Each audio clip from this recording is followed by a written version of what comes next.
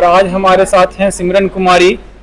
We can say one of the creator, but creator से भी ज्यादा मुझे जो इनमें लगा बीकॉम किया है ना।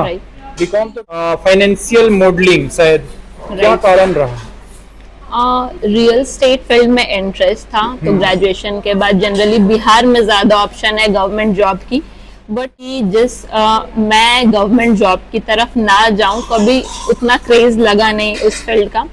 सो इस फील्ड में इस पे खुद से रिसर्च करी, पढ़ाई की, इंटरव्यूज दिए, वो क्रैक हुआ, तो currently I am working in real estate firm. आप देख पा रही हैं पूरे गया में एज ए डेवलपमेंट देखा जाए तो आई वुड से कि इंफ्रास्ट्रक्चर में नोटेबल डिफरेंस दिखने को मिलता है। अगर आप 5-10 साल पहले से कंपेयर करोगे तो एक अच्छी यूनिवर्सिटी स्टैब्लिश हुई है, central university of south Bihar, जिसने एक अच्छी अपॉर्चुनिटी दी है लोकल स्टूडेंट को, जो कि मोस्टली बाहर जाते हैं ग्रेजुएशन के। ऐसी भी है जहाँ पे अभी भी आप देखोगे, मेरे को याद आएगा अगर 5 साल पहले भी मैं स्कूल जाती थी तो मेरे घर के साइड के रोड पे वही पानी जमा रहता था बारिश के बाद। तो condition is still the same.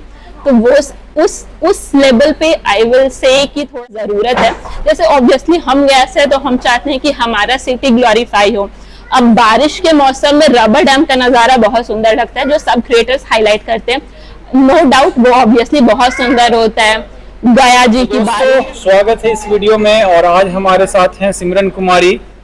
We can say one of the creator, but creator से भी ज्यादा मुझे जो इनमें लगा वो कहीं ना कहीं एक क्वालिटीज कितने लोग क्रिएटर दे पा रहे हैं। स्वागत है मैम इस वीडियो में। Thank you so much. और मुझे बताइए एज ए क्रिएटर, आप जो अभी तक जानकारी मिली है मुझे कि आपने ग्रेजुएशन में बीकॉम किया है ना। बीकॉम तो किया, लेकिन उसके बाद जो है बच्चे कहीं ना कहीं भटक जाते हैं और कोई ऐसा कोर्स करते हैं, सिर्फ पोस्ट ग्रेजुएशन कर लेते हैं किसी ऐसे सब्जेक्ट में जो उन्हें लेना भी नहीं था। बाद में पता चलता है इसमें हमने क्यों किया। कभी कभी हिस्ट्री होता है, कभी ज्योग्राफी होता है, कभी कुछ भी आर्ट्स के, साइंस के या कॉमर्स बैकग्राउंड के हो सकते हैं। लेकिन आपने जो चूज किया है फाइनेंशियल मॉडलिंग, शायद क्या कारण रहा? रियल एस्टेट फील्ड में इंटरेस्ट था, तो ग्रेजुएशन के बाद जनरली बिहार में ज्यादा ऑप्शन है गवर्नमेंट जॉब की, बट आई वॉज विलिंग कि मैं गवर्नमेंट जॉब की तरफ ना जाऊं, कभी उतना क्रेज लगा नहीं उस फील्ड का। सो इस फील्ड में इंटरेस्ट था, तो इस पे खुद से रिसर्च करी, पढ़ाई की, इंटरव्यूज दिए, वो क्रैक हुआ, तो currently I am working in real estate firm. Currently you are working in real estate. जैसे आप रियल एस्टेट की बात करती हैं और हम लोग जिस वक्त बैठे हुए हैं गया में, तो रियल एस्टेट का मतलब लोग ज्यादातर ये समझते हैं यहाँ पे एजेंट। ना, इट्स नॉट लाइक दैट। हाँ, क्योंकि उसको भी क्लैरिफाई करना बहुत जरूरी है, क्योंकि यूएस की जो कंपनी, जैसे आपने मेंशन किया यूएस है ना, तो क्या काम रहता है रियल एस्टेट में?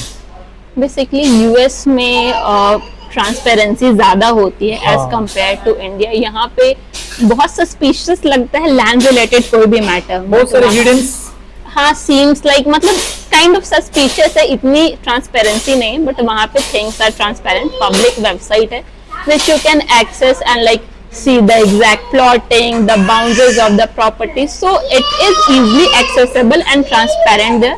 तो उसी प्रॉपर्टीज की वैल्यूएशन एंड ऑल निकालने का काम होता है हमारा।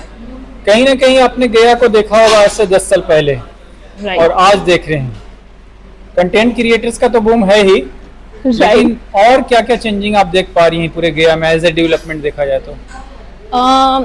आई वुड से कि इंफ्रास्ट्रक्चर में नोटेबल डिफरेंस दिखने को मिलता है। अगर आप 5-10 साल पहले से कंपेयर करोगे तो एक अच्छी यूनिवर्सिटी स्टैब्लिश हुई है, central university of south Bihar, जिसने एक अच्छी अपॉर्चुनिटी दी है लोकल स्टूडेंट को, जो कि मोस्टली बाहर जाते हैं ग्रेजुएशन के बाद या 10th के बाद 11th-12th करने। तो वो एक अच्छा ऑप्शन है एजुकेशनल पर्पज से भी। तो वो एक अच्छी डेवलपमेंट है जो कि मुझे बहुत ज्यादा ईगर करती है इस चीज को लेके। अपार्ट फ्रॉम दैट, इंफ्रास्ट्रक्चर का देखोगे तो आप एपीआर के पास वो जो पूरा एरिया है, वो आई वुड से कि कुछ फूडिंग हब में कन्वर्ट हुआ है। बहुत सारे ऑप्शंस है यंगस्टर की या फिर किसी भी जनरेशन के लोग के, वहां पे बहुत सारे ऑप्शन। और शाम पे वहां की जो भीड़ है, वो it feels good to see that आपका कोई प्लेस जहाँ पे 1-2 स्टॉल लगते थे पहले, वहां पे इतने छोटे छोटे और इतने सारे ऑप्शंस हैं। अपार्ट फ्रॉम दैट बहुत सारे ब्रांड्स के मॉल खुले हैं, कल्याण ज्वेलर्स, मोची, जूडियो, पैंटालून, जो कि पहले नहीं था।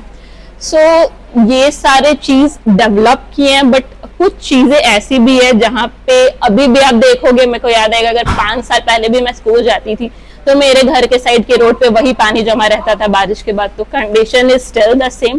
तो वो उस लेवल पे आई विल से कि थोड़ा सा डेवलपमेंट का जरूरत है। जैसे ऑब्वियसली हम गया से तो हम चाहते हैं कि हमारा सिटी ग्लोरीफाई हो। अब बारिश के मौसम में रबर डैम का नजारा बहुत सुंदर लगता है, जो सब क्रिएटर्स हाईलाइट करते हैं, नो डाउट वो ऑब्वियसली बहुत सुंदर होता है, गया जी की बारिश एंड ऑल। बट स्टिल आप अगर जाओगे जो हमारे छोटे छोटे मोहल्ले हैं जहाँ पे लोग एक्चुअली में रहते हैं, ये सड़कें नहीं जहाँ पे बस शॉप्स एंड ऑल है, तो वहां का कंडीशन अभी भी वैसा है। दूसरे जगह बारिश होती है ना तो आपको शाम को निकलने का मन करेगा कि मौसम कितना अच्छा है, रोड कितने अच्छे। यहाँ पे बारिश के बाद मेरे को घर से निकलने का मन नहीं करता है। तो मैंने आज तक कभी रील्स नहीं बनाई है बारिश पे इसी चीज को लेके। तो वहां पे इंफ्रास्ट्रक्चर डेवलप करने की बहुत जरूरत है। आई विल से कि लोगों को भी थोड़ा अवेयर होना चाहिए। बहुत सारे रूल्स बन जाते हैं कि आपको सुबह में जनरली म्यूनिसिपल कॉर्पोरेशन वाले साफ सफाई करते हैं, उसके बाद आपको कुछ कूड़ा कचरा नहीं फेंकना है लोग पे, तो जनरली लोग भी इसको फॉर ग्रांटेड लेना चाहिए। तो अगर आपकी म्यूनिसिपैलिटी, आपकी सिटी आपके लिए कुछ कर रही है तो एज अ जनरल पब्लिक हमारा भी कुछ कंट्रीब्यूशन होना चाहिए कि अगर भाई बोल रहा है कि साफ सफाई के बाद सुबह झाड़ू के बाद आप मत डालो रोड पे, मैं देख रही हूँ फिर भी लोग सुनते नहीं, ला के वही डंप करें। तो ये सब तो हमारे हाथ में जिसको हम कंट्रोल कर सकते हैं। बाकी जो काम गवर्नमेंट का है वो उस पर ध्यान दे।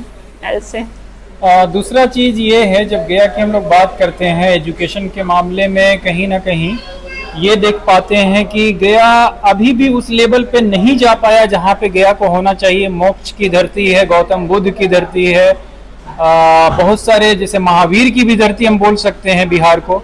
और लेकिन जो गया का जो लेवल होना चाहिए वो कहीं ना कहीं राजगीर में ज्यादा डेवलपमेंट हमें दिख रहा है आजकल, पटना में ज्यादा डेवलपमेंट दिख रहा है। एक लेवल की बात किया जाए तो वो गया में डेवलपमेंट नहीं दिख पा रहा है। जैसा कि आपने मेंशन भी किया कि हम लोग वाहवाही करते हैं, एग्जैगरेटेड करते हैं कि बारिश गया की, बारिश गया का, ये गया का हो। ये कोई आपके साथ ही प्रॉब्लम नहीं कि आपके घर के सामने पानी आ जा रहा, मेरे घर के सामने भी एक दिन 2 दिन तक बाहर नहीं निकल पा रहे हैं।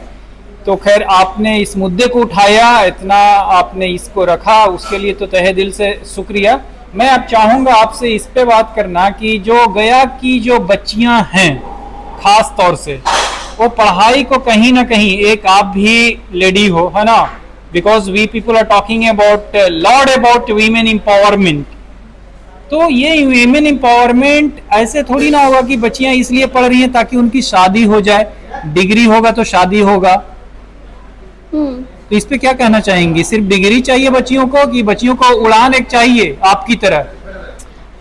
I'll say कि डिग्री मैटर करता है to some extent, but what matter more is your skill. अगर आपके पास डिग्री नहीं है, स्टिल अगर आपके पास, बहुत सारे होते होंगे, आपने देखा होगा बड़े बड़े एंटरप्रेन्योर्स जो ड्रॉप आउट होते हैं कॉलेज से, बट उनके पास वो स्किल है जो वो इनहेंस करते हैं और जो उनको अच्छे जगह पे ले जाती है। तो स्टिल डिग्री ऑब्वियसली अब कोई भी मांगेगा तो यू कांट से कि भाई बस 10th पढ़ा है तो वो भी आपको फॉर ग्रांटेड लेंगे। डिग्री इंपॉर्टेंट है, बट उसके साथ अपने स्किल्स को इनहेंस करना, अपने स्किल्स को ब्रश करना और उसको अपने स्किल्स की प्रैक्टिस करना प्रैक्टिकल लाइफ में, रियलिटी में, वो बहुत ज्यादा इंपॉर्टेंट है।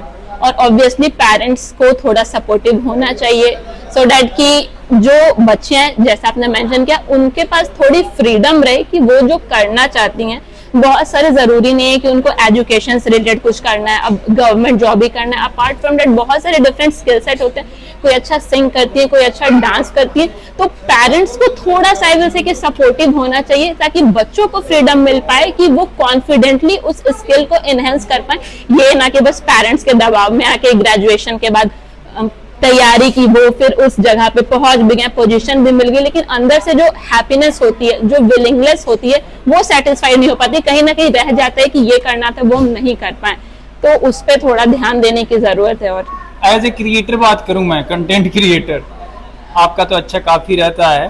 कंटेंट क्रिएटर का मतलब लोग ऐसा भी समझते हैं बस गए मोबाइल उठाए एक ब्लॉग बना दिए, कभी कभी वायरल भी हो जा रहा है। कुछ लोग गाली दिए, गाली भी वायरल हो गया, तो क्या बोलना चाहेंगी ऐसे व्लॉगर्स के लिए, ऐसे कंटेंट क्रिएटर के लिए? कहीं ना कहीं समाज पे तो आप कुछ भी करते हो उसका असर तो पड़ता है। पॉजिटिव काम करोगे तो पॉजिटिव असर पड़ेगा, निगेटिव करोगे तो निगेटिव असर पड़ेगा। तो उसके लिए क्या बोलना चाहेंगे आप?